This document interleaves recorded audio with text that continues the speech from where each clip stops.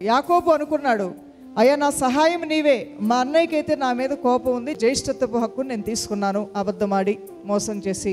నేను మోసగాడిని కదా, నిజమే కదా నేను మా అన్నయ్యను మోసం చేసింది. అలాంటప్పుడు ఆయన కోపంతో ఉండటం సహజమే కదా. నన్ను ఎదుర్కోవటానికి ఆయన వచ్చేది నన్ను చంపటానికే కదా.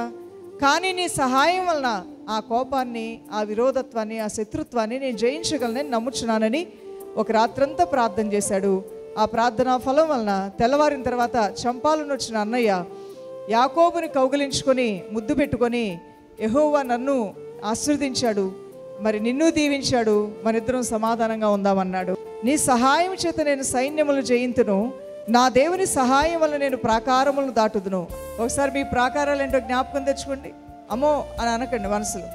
ఆ కార్యమా, ఆ వేదన అవి పోతాయా, అవి తీరుతాయా, వస్తాయా, అవి ఎలా జరుగుతాయి అని మనసులో బాధపడవద్దు. విశ్వాసంతో నమ్ము, నీ ముందున్న ప్రాకారాలని జయించే శక్తి నువ్వు పొందుకుంటావు దేవుని బిడ్డ.